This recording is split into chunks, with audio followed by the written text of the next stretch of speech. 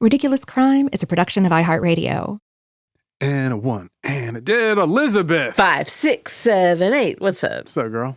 How you doing? Doing pretty well. You know what's ridiculous?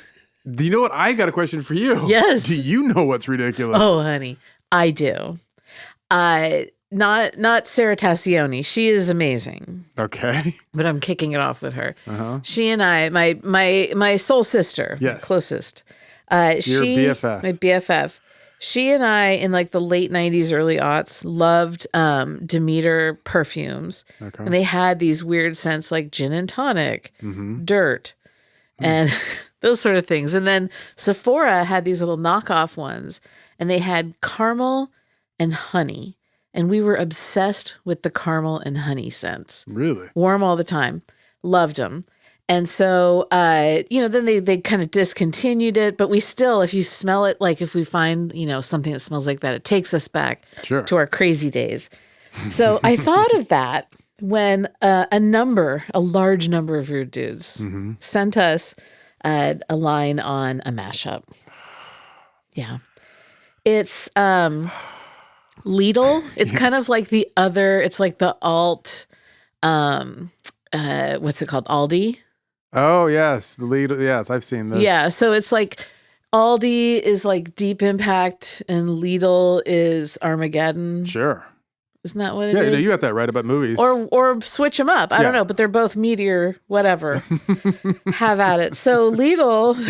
I can't wait to see where this is going. They sell these 49-cent croissants. Okay. And apparently they're just incredible, but also 49 cents is the big thing. People love them. So they're like, well, people love these. I bet you they want to smell like them.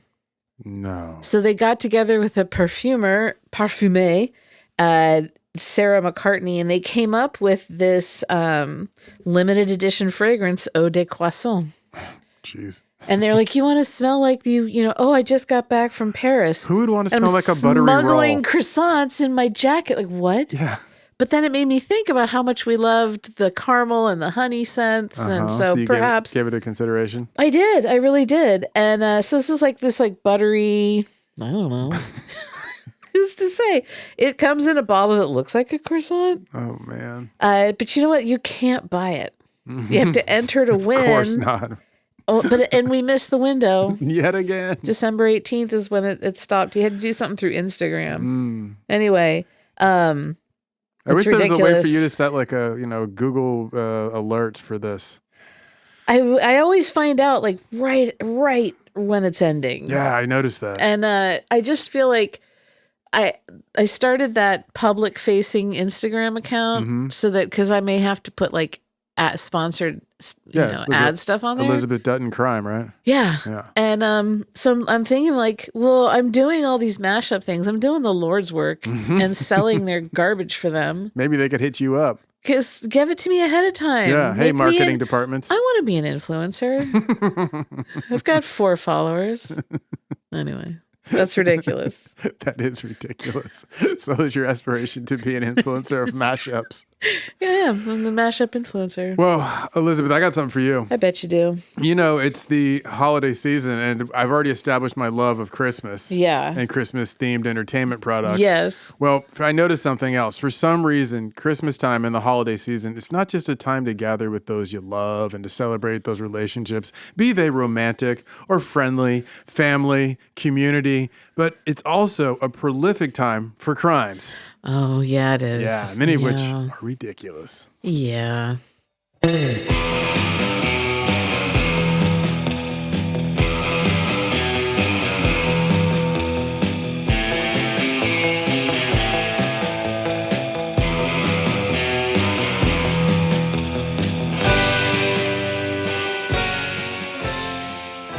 This is Ridiculous Crime, a podcast about absurd and outrageous capers, heists, and cons. It's always 99% murder-free and 100% ridiculous. Ridiculous. Elizabeth. Oh, Zaron. So it's now actually officially Christmas time. Yeah. And I already told you the story of Johnny Cash getting robbed in Jamaica at Christmas to kind of, get you in the mood for the holidays. That makes me feel it's not Christmas until I hear about that. You're so kind. Well, this week I thought it'd be more fun to return to the theme of Christmas and do a roundup of some of the harebrained, hilarious, ridiculous Christmas crimes that I found. So buckle up, Buttercup. Yes, sir. Now, I do have to admit, I got this idea from... Me? No, unfortunately, no. But I'll just leave it at this. It was another iHeart show, one that I co-host, the one called Very Special Episodes. Oh, it's a great show. Right? So last year I did an episode about all the many folks who tried to steal baby Jesus over the years. And a lot of people, they hear that episode and then later they think it was one of ours. Yeah, well, because it was put in our feed too. And they talk to me about it. Yeah. I'm like, I don't know. I wasn't invited to that party. You think not hearing your voice the whole time would be a cue? It's a blessing for many people. No.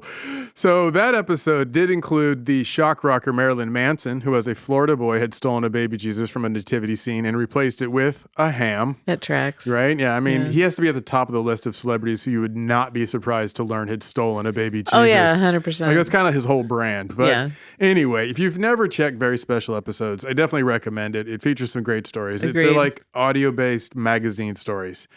So, what's up with all the stolen baby Jesuses that I learned about last year? Great question, Elizabeth. That's such a good question. What's up with that? Would it be baby Jesuses or baby Jesus? The Jesus. Like the Magi and the Jesus. Yeah, exactly. You see where I'm going with this. Gift to the Jesus. So, because Magus is, and then Jesus, they end in the same us, and then you get Magi, Jesus. It's a linguistic leap that's not, like terribly uncommon for someone like me to make. You could just say multiple Christ children. There you go. So either They're way. all of them, tender and mild. That's so true. They're so tender and mild. I don't even know what to go with that. Well, either way, we'll set that aside. I've been telling my dog that he's tender and mild recently. You're really getting into the holiday spirit. I'm trying to get in on Christmas. I appreciate your enthusiasm, your spirit. So we'll begin our roundup with the larceny of the baby stolen from his manger.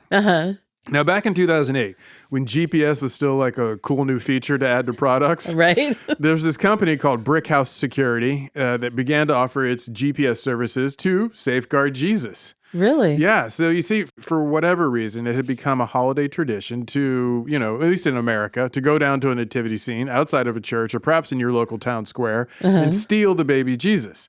Some folks would steal the baby Jesus from stores, right, or storefronts, or from their neighbor's nativity display. Why? I do not know, but that's the thing. Let's steal me some Jesus, right? I'm a naughty person. There you go. I'm a stinker. What is it? I'm quirky? Well, it's not quirky. They're just look at me. I'm a bad boy.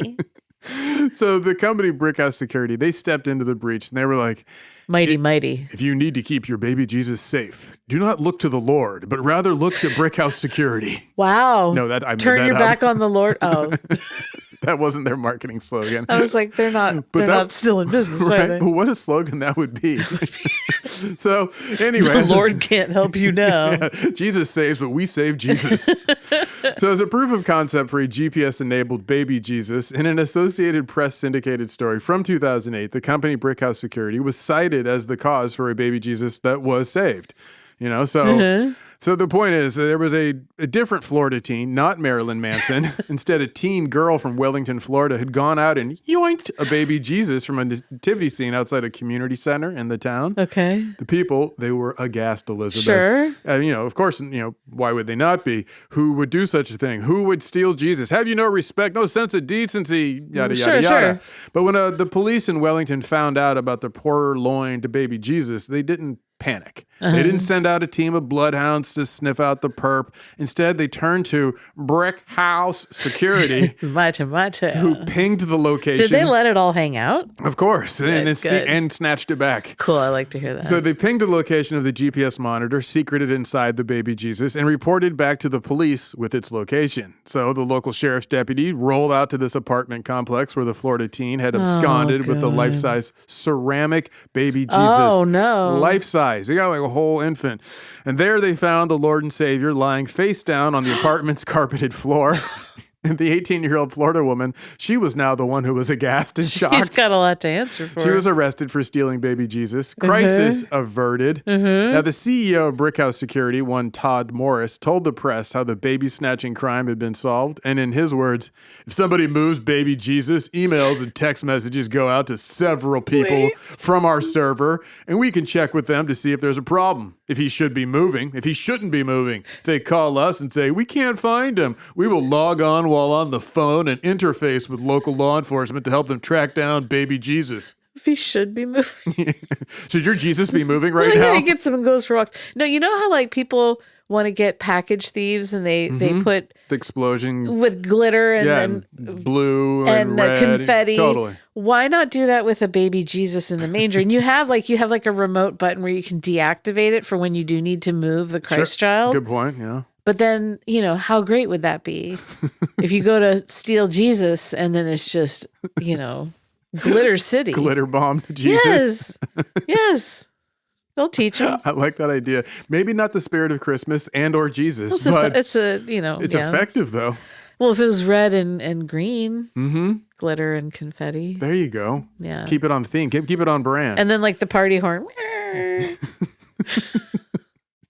So for the folks down south, I figure this is kind of fun to be able to track Jesus, because so often when they lose their way, they turn to Jesus. But now when Jesus loses his way, they can look for him. They have each other's backs. They get to save Jesus for once. Anyway, if you're wondering, Brickhouse Security doesn't limit its savior services to baby Jesus and the Christians who worship him. The New York-based firm also offers its trademark Lightning GPS services for, say, a menorah display for Jewish folks celebrating Hanukkah. Sure. In fact, when the company first started offering its services to houses of faith, the initial 20 applications came from synagogues. Interesting. Looking to safeguard their religious symbols and displays. Right. So it certainly isn't just a company that keeps baby Jesus safe. Yeah, but now we have air tags. No, they also keep the light safe. Yeah, so that's true. They don't need it anymore. Yeah. So also, let's be sure to wish a happy Hanukkah for all those who light the menorah. Correct. I don't want to just be Christmas focused just because I happen to be raised Catholic. That's right. Blame my mother, people. Anyway, now that we've got this whole holiday ball rolling, let's dip into some more holiday season crimes. I would love that. First up, I don't think there's a Star Wars-based holiday tradition yet that I know of,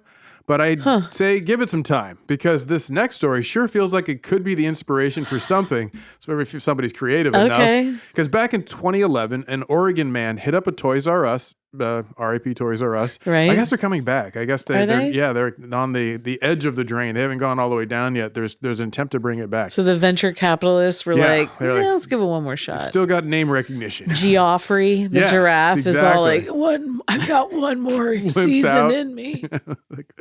So yours, Jeff Bezos. This guy, this Oregon man, he hit up a Toys R Us store, do some holiday shopping, and then on the way out, he got busy with a lightsaber.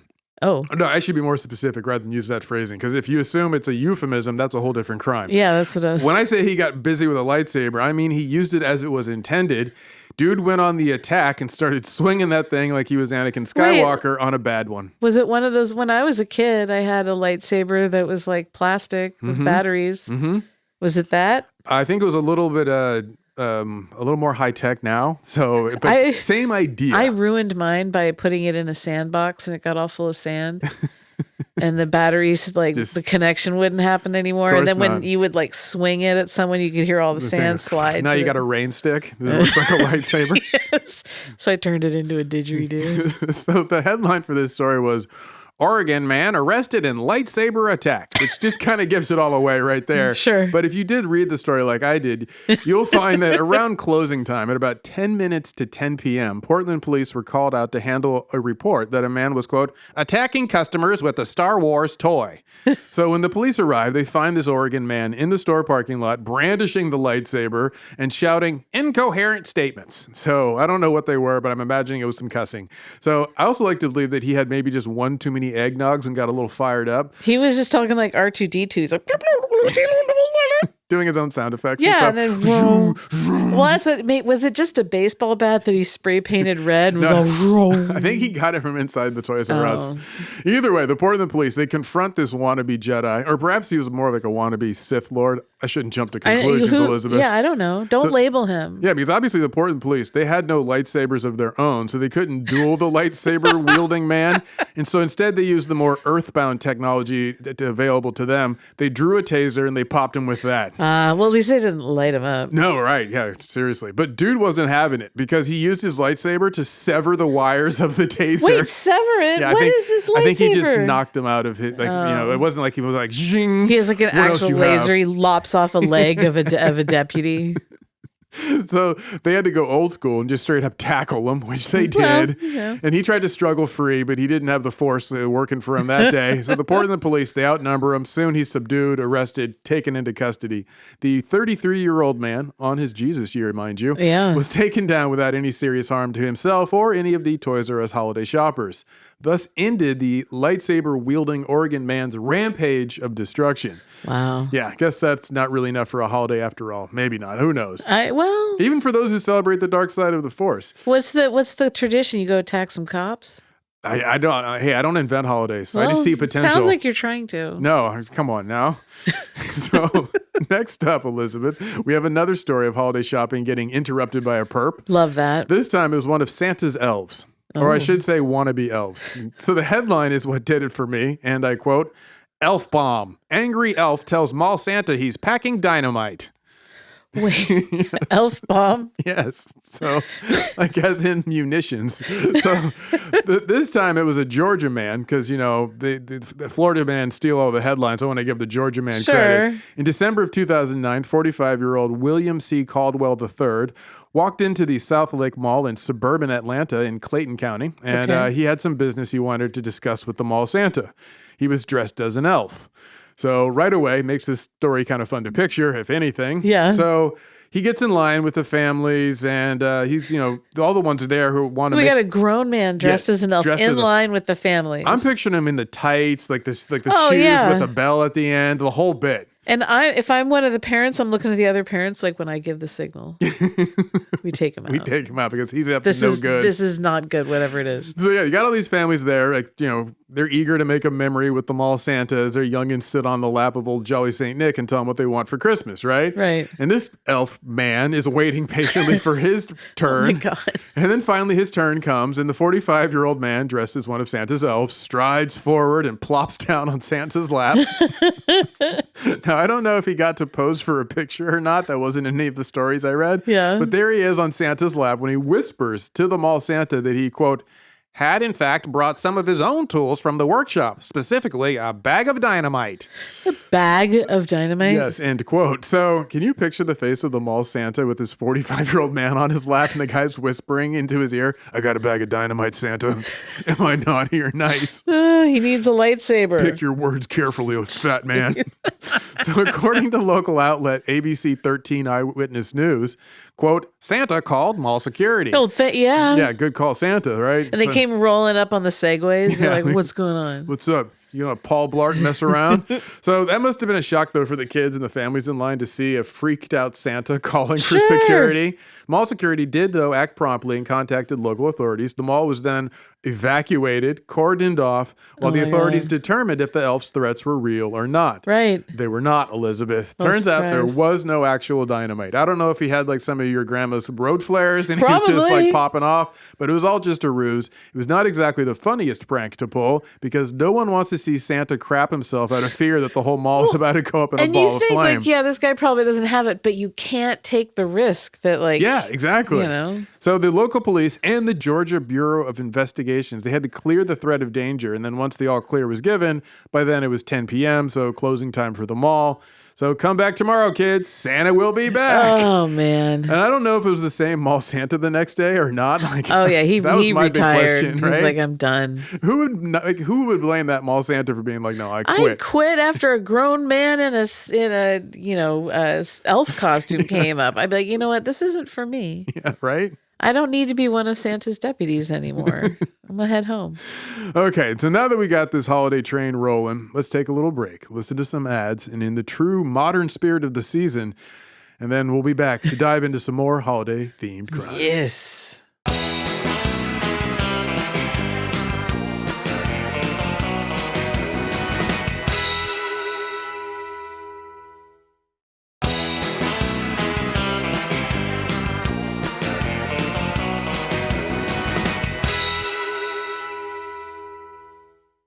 And we're back, Elizabeth. Yes. You ready for some more felonious holiday shenanigans? I most certainly am. Okay. Well, wide awake and ready. This next fella was far more personal in terms of what he did. Okay. You know, in terms of the law, we could say that Santa is something of a perp himself. Well, yeah. Right? I mean, he does break into people's homes. After his unlawful entry, he's known to eat up their tasty treats that folks leave out unguarded. If you frame it in the right lens, that's a home invasion robbery. Sure.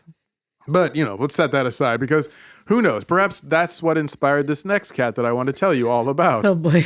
The year was 2011. The setting was just outside Dayton, Ohio, in a suburb called Vandalia, which is an appropriate name for this story, as you will soon see. Oh. Because you see, Elizabeth, as my man Clement Moore once wrote, "'Twas the night before Christmas when all through the house not a creature was stirring, not even a mouse. The stockings were hung by the chimney with care in the hopes that St. Nicholas soon would be there." And as that poem goes, and I think you well know, with that scene now said, our action kicks off. But first, back to Clement Moore's seminal work. The children were nestled all snug in their beds, while visions of sugar plums danced in their heads. And Mama in her kerchief, and I in my cap, had just settled our brains for a long winter's nap. When out on the lawn there arose such a clatter, but instead of old St. Nick come to visit this home in Vandalia, Ohio, it was a man high on bath salts. Oh, no. So the story goes, according to local news outlet WOIO, get it like Ohio? WOIO. 44-year-old Terry Trent entered this quiet suburban home and he made himself at home. He didn't toss the family's Christmas presents in his sack in some sort of like reverse Santa Claus move. No, quite the opposite. He decided to increase their holiday cheer. You see, Elizabeth, he put up some Christmas decorations all around the house. What? He hung a Christmas wreath on the door to the garage. What? Then he entered the home via the back door. He found that no one was about, no mice, about, so to speak, in the poem's terms. No one was stirring. So he got comfy. He lit some holiday candles on the coffee table, and then he lit a couple more on the kitchen table. Then he turned on the TV. Maybe he wanted to put on like a holiday movie, like the Jimmy Stewart holiday classic, It's a Wonderful Life. Yeah. I don't know. The news stories didn't tell me. But satisfied with his work, he lay down on the couch for a short wintertime nap. Now, What? Elizabeth, the house was not empty. There was someone else in the house, an 11-year-old boy who lived there. Oh, no. And when he heard all the rustling downstairs, he came down to the steps to see if perhaps Santa had shown up early that year. And what did his young eyes spy? Well, it wasn't that jolly old elf. No, instead it was 44-year-old Terry Trent high on bath salts on the family's Davenport with the TV blaring at loud volume. Oh, no. And at this point, he'd kind of roused because he was playing with the child's toys left strewn about the living room. Oh, God. Returning to my man Clement Moore, and he looked like a peddler just opening his pack. His eyes, how they twinkled. His dimples, how merry. His cheeks were like roses. His nose like a cherry. But that's not what this kid saw. Instead, he saw a man, as I said, high on bath salts playing with his stuff. Right. So it was more like his eyes were like roses and glassy to boot. So when the intruder sees the boy, well, the interloping man was polite, actually. And back to Clement Moore. A wink of his eye and a twist of his head soon gave me to know I had nothing to dread. Except in this real-life version, the man high on bath salts with his penchant for holiday decoration said, "I'm sorry, I didn't mean to scare you. I'll get my things and go."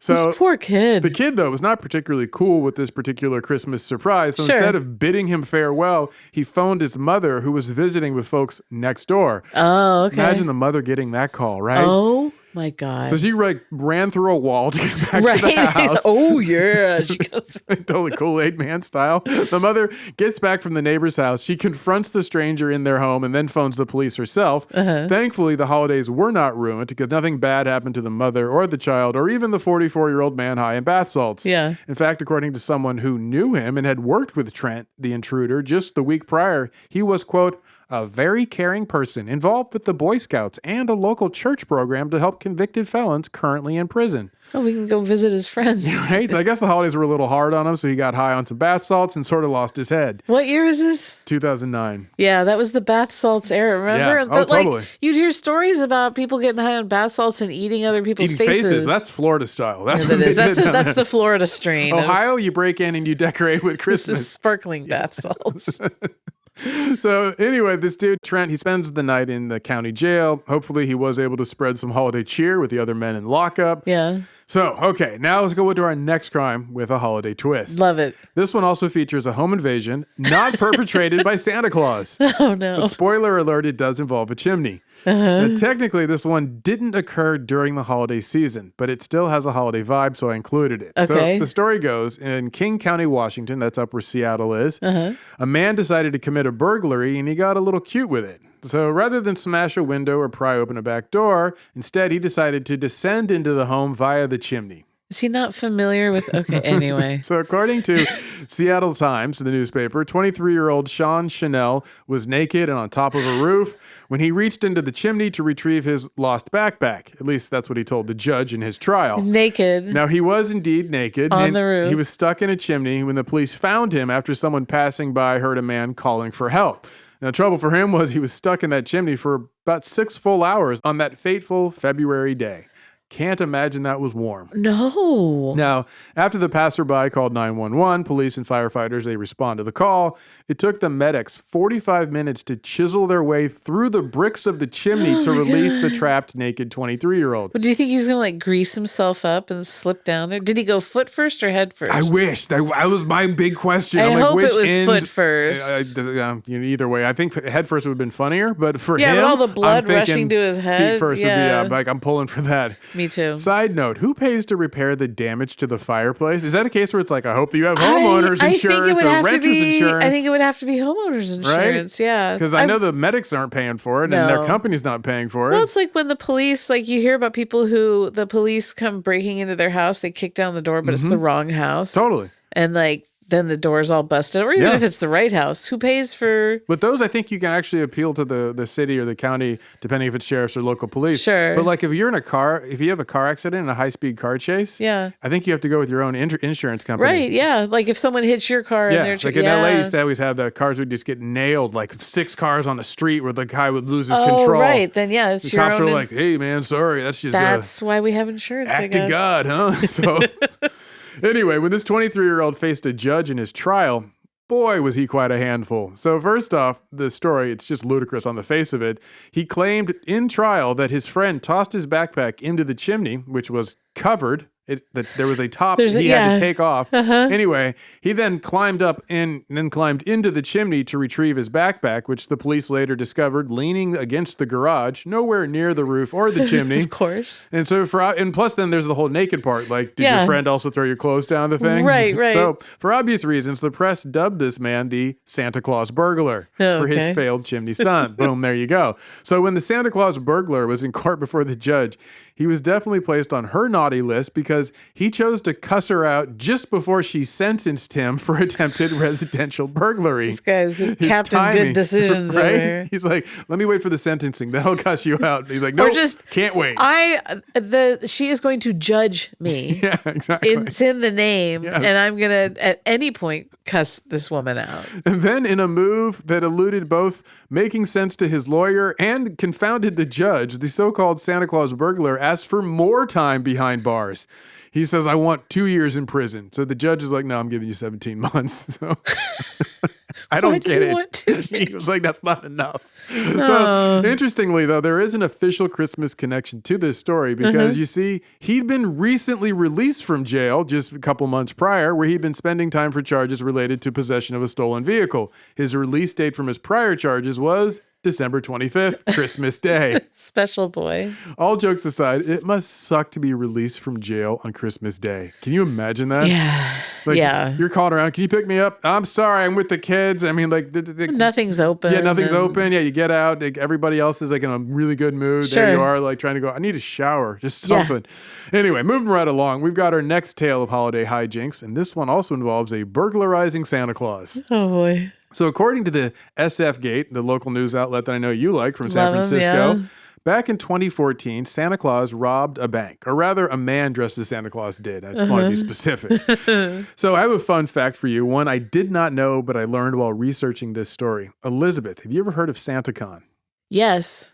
It's typically this big news story out of New York each year where a bunch of folks get dressed up as in Santa Claus outfits. They descend on the city. They get drunk. They do like a pub crawl and they parade around and act a fool and get into all sorts of trouble and misdemeanors. Yeah, the only thing, I just know it's a bunch of people dressed as Santa, walk around, get drunk. And I just know that San Francisco and my friends who live in the city hate that. Yes. That night. Yeah, it's in Union Square, which is like a big tourist area anyway. But it's also then it spread spills out into yeah. North Beach. And Yeah. So, SantaCon did not start in New York. It actually started in San Francisco in Union Square. That was the first one. So according to SF Gate, SantaCon started in SF in 1994. Yeah. Just 3 years after Burning Man. There's a connection. Yeah. So this Santa-themed pub crawl, it became instantly popular, spreads across the country, and now New Yorkers have sort of made it their own thing. Oh, okay. Anyway, the SantaCon in San Francisco back in 2014, on the 10-year anniversary, one of the revelers decides to make a quick pit stop. Well, it's a 20-year anniversary.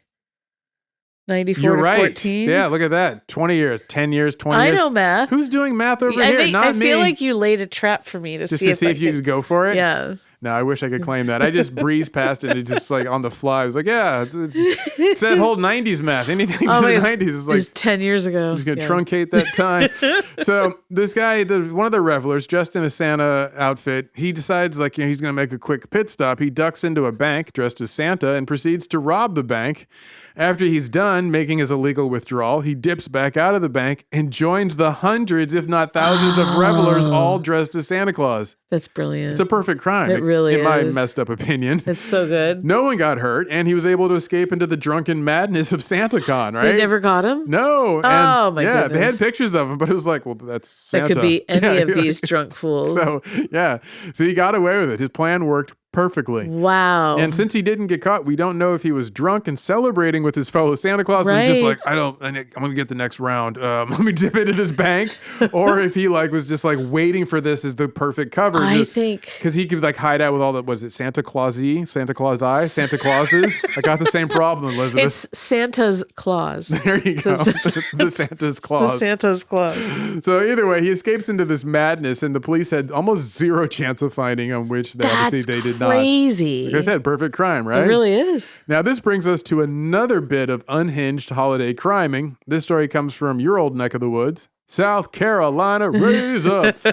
Back in 2006, in the town of Anderson, South Carolina, they were having their annual Christmas parade when holiday festivities got hijacked. Okay. But rather than me tell you about it, Elizabeth, oh no, close your eyes. My eyes are closed. Because I'd like you to picture it. It's the annual Anderson Christmas Parade on Main Street. The air is crisp and chills the cheeks. Families huddle together on the sidewalk on both sides of Main Street. Rosy-faced children smile wide at the sight of all the floats, and they thrill and dance to the sound of the local high school marching band. The aromas of hot chocolate and mulled cider and the sugar-sweet smell of kettle corn mix together and delight the noses of the parade watchers. Basically, it's a picture-perfect holiday scene in small-town America. This unpretentious holiday parade is an undeniably cheery celebration of the season. At the moment, Elizabeth, you are standing on the sidewalk along Main Street. You hold a paper cup of hot chocolate that's warming your hand. You enjoy another sip as you see a new float turn the corner and pull into view. It's the flower-festooned float for the local dance teacher and her Steppin' Out dance studio. A stupid big pickup truck pulls the float down Main Street. Atop the float/trailer, the driver of the truck, by the way, is the father of the child who dances on the float along with their classmates. The crowd cheers at the sight of the dance class doing their well-practiced holiday best. And then you hear it. The truck's engine roars. For some reason, the truck pulls out of formation and rumbles forward. Is the driver trying to pass the float in front of him? Why, yes he is. Guess the float was going too slow, you think to yourself as you marvel at the move. The dancing children and their dance teacher are thrown by the suddenness, but thankfully, no one falls off the float. Meanwhile, the driver of the truck doesn't slow down. In fact, he speeds up. He races past multiple floats. Does he think this holiday parade is a race down Main Street? What is going on? A woman next to you pulls out her cell phone and calls 911, which seems unnecessary since there are so many cops along the parade route. You turn back to check on the racing dance school float, just in time to see the driver blow through a red light. Thankfully, it's a parade route and there's no cross traffic. 2 motorcycle cops race past you. They give chase to the runaway dance school float. From where you are, you can see down Main Street and you watch the now high-speed chase as the driver of the truck leads the motorcycle cops on a 3-mile chase. Finally, the cops do get in front of the truck and force him to slow and then stop. So there you go. Crisis averted. What? This sounds terrible. No one gets injured in the parade float. Yeah. So there is that. It's a minor Christmas miracle. When the police confront the driver of the truck, the one pulling the parade float, the cops discover that the driver, 42-year-old David Allen Rogers, has an open container of alcohol in the truck. Oh, no. Which explains his amateur Dale Earnhardt move on the parade route. But Elizabeth, this driver isn't done yet. He's got 1 or 2 more laws he'd like to break, because when 42-year-old David Allen Rogers is asked to step out of the vehicle, what does he do? He gets belligerent and attacks the officers. Oh my God. He's quickly calmed down. After that, he's arrested. He's charged with a DUI for obvious reasons. Sure. He's also charged with 18 counts of kidnapping because Oh my God. Yeah. of the kids in the float, Yeah. along with the charge of assaulting an officer. I'd throw some child endangerment in there too. Oh yeah, you definitely could. Could enhance those charges. I guess we can chalk this one down to sometimes the holidays bring out the worst of people. Yeah. Yeah. And with that, I say we take another little break for some holiday advertisements. And after these messages, we'll be back to dive into a couple more holiday crimes.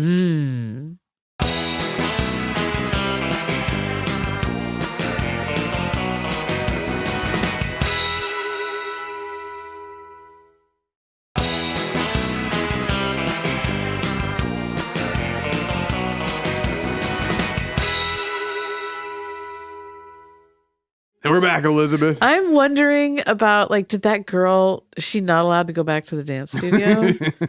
That's uncomfortable. Yes, right? She has to quit the stepping out crew. Totally. It could have been a boy, though. It could have been like a little Billy. Or the boy. Yeah, the child. Yeah, they. yeah.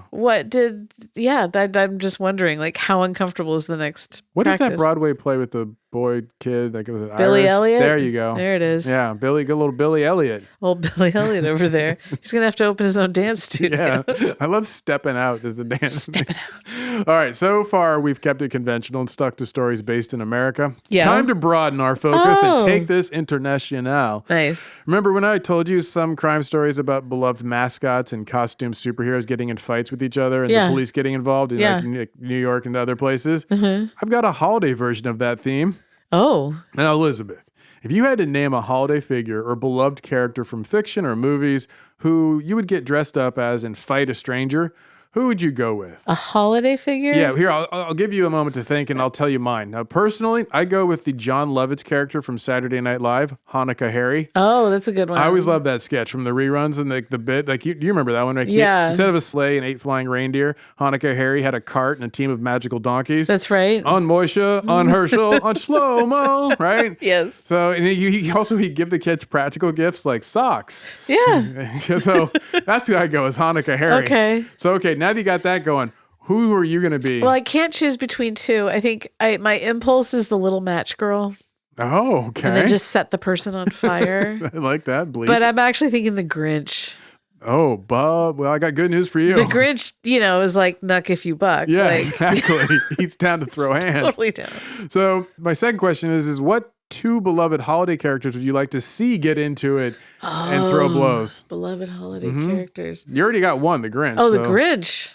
Okay. Grinch versus Mrs. Claus. Ooh, fun. Yeah. Yeah, kind of like a mixed bag there. I like that. I like that too. Well, last year down in Mexico, 2 men dressed up as holiday faves decided to mix it up. One man was dressed as Santa Claus, not Mrs., but Santa. The other was dolled up as the Grinch. And in true Grinch fashion, he tried to ruin Christmas for the man dressed up as Santa Claus. Oh, no. Oh, yeah. According to the New York Post, the two were, quote, posing for pictures with passersby in the central Mexico municipality of Aguascalientes when the apparent disparity in their tips sparked a brawl. So the Grinch was getting stiffed and got pissed about it. So it's kind of perfect that the Grinch got mad and he wasn't getting as much love as Santa, which I assume is what happened, but who knows? Anyway, it could have been the other way around, but I have to assume it was the Grinch who was getting the short hand or the short change. Either way, Santa and the Grinch, they get into a full-on brawl in front of all of the holiday goers. The kids and the families, they have to watch the Grinch throwing haymakers at Santa. Or maybe Santa was like handing out a two-piece special of his own. I don't know. Details were scant. It was just kind of fun to imagine if you're a sicko like me. So back to the New York Post's account of events, quote, onlookers, mainly tourists checking out the Christmas displays in the city square, called the cops as the conflict escalated. This was good, since apparently the Grinch could throw blows. Yeah. As the New York Post reported, a viral video captured the aftermath of the fight as the police handcuffed the Grinch, whose heart was apparently still 2 sizes too small. Oh, St. Nick was lying on the ground a little further away, receiving medical aid from a paramedic before he also was handcuffed. So the kids got to see Santa. Santa's all, oh, no. Explaining that on the drive home. Yeah, well, see, you got to understand, guys. I'm sorry. That's not Santa. That's Santa's deputy. Yeah, right? That's Santa's representative. And you know... Kids, you've heard the stories. The Grinch is a bad man. All right? He's very bad. Santa's going to be just fine, everybody. Santa got his blood up, right? He's been working overtime in the... I'm surprised that some parents didn't jump in and split it up. Be like, I swear to God, you two. Stop it. So now, what would a roundup of Christmas crimes be without at least one mafia tale? Oh, God. But this one... I mean, nothing says Christmas like the mafia. Right? It's a real nice holiday you got here. Sure would be ashamed if somebody ruined it. Anyway, this one is also, by the way, a little too on the nose for my taste. So I was like, is this real? Is this AI? What's going on here? But I have to trust it's real since it was on the BBC and it was reported more than a decade ago. Oh, I trust them. So the story goes, back in 2013, 4 alleged gangsters from the Italian mafia were arrested after their Christmas extortion plot was uncovered. In Italy, poinsettias are part of the Christmas decorations. Yeah, it's like here. Yeah, in Italy, they're called Christmas stars. But really, as you point out, for any Catholic population, the red and green poinsettia plant is often part of the holiday decor. My mom used to always get them for Christmas. Oh, yeah, we always got them. So, but they're all poisonous. You're like, don't let the dog eat it. Yeah. Like, why do we bring this in? Yeah, why do we have to put it up high? So...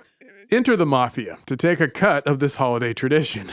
So the 4 gangsters had cornered the poinsettia market and they were charging a price far higher than the wholesale price. Like, how much far higher? Great question, Elizabeth. Yes. Try 100 times more than the wholesale price.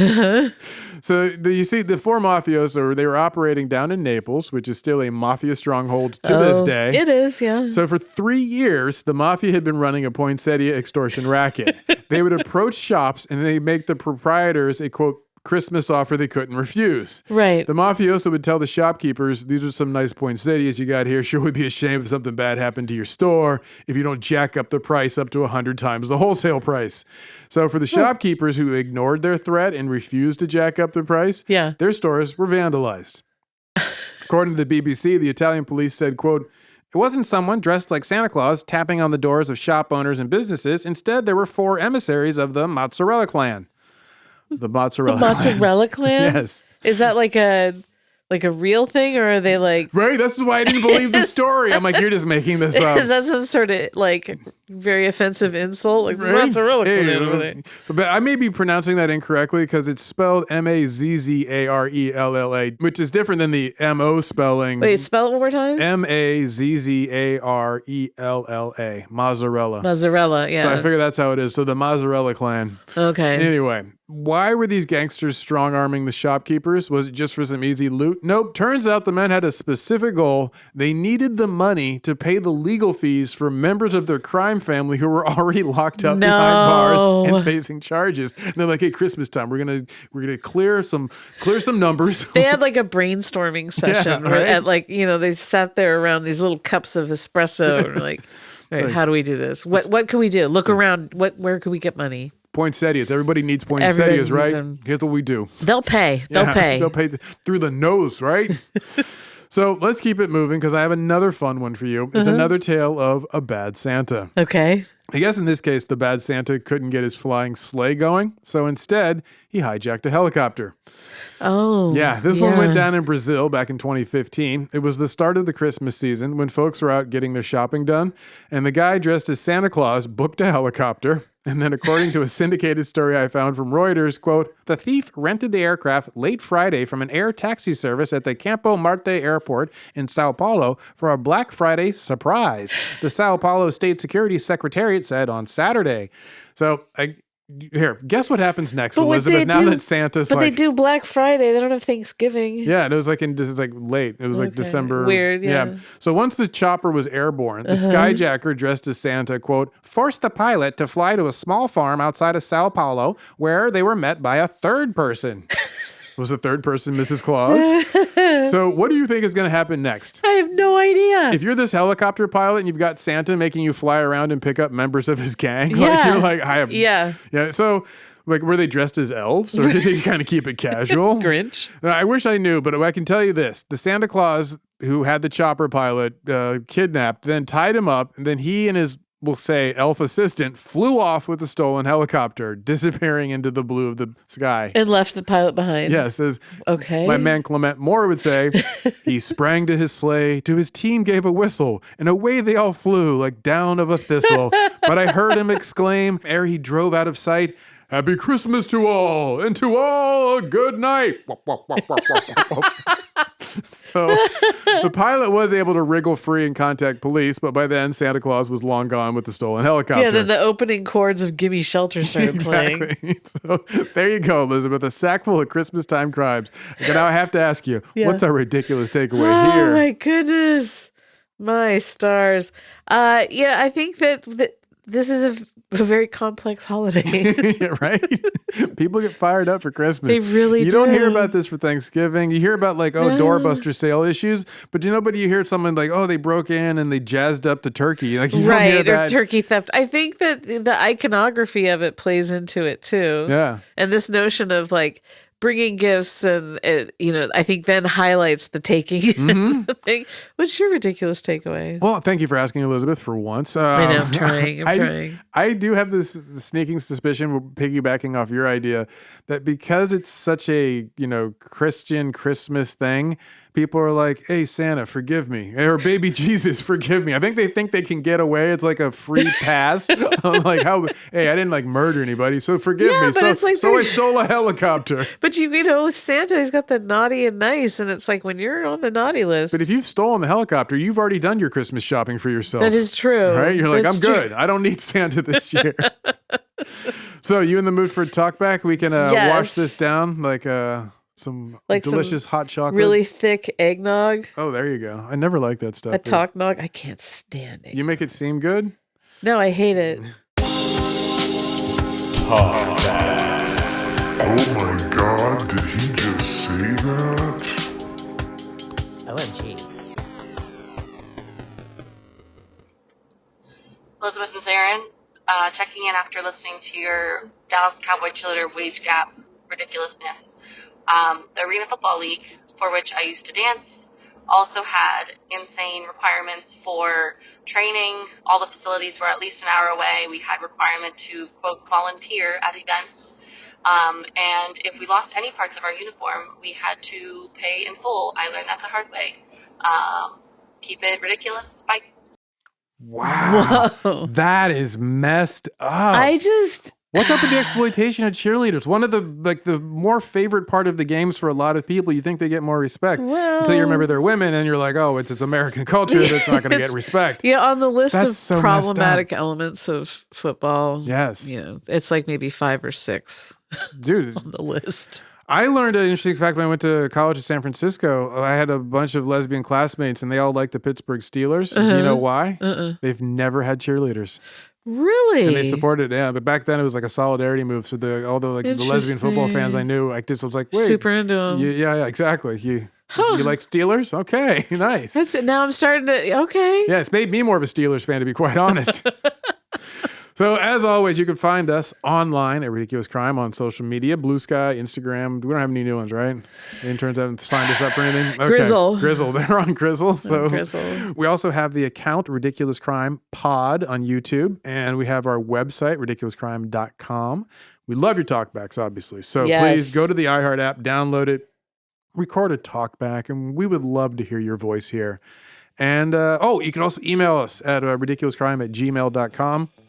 Or you can hit up Elizabeth's Instagram account, Elizabeth Dutton Crime on Instagram. Or Zaron Burnett at Instagram. Hey. Yeah, he's got one too, guys. Oh, yeah, no, I do now have a public-facing one. Anyway, I should add, as Clement Moore would say, Happy Christmas to all, and to all a good night. Thanks for listening. We will catch you next. Crime.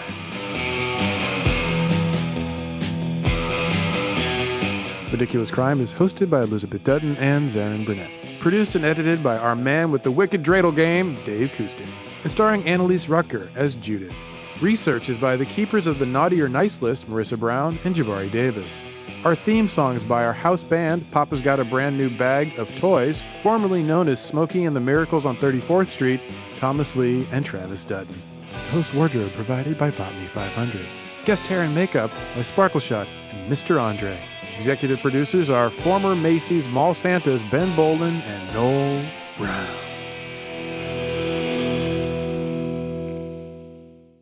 Ridiculous Crime. Say it one more time.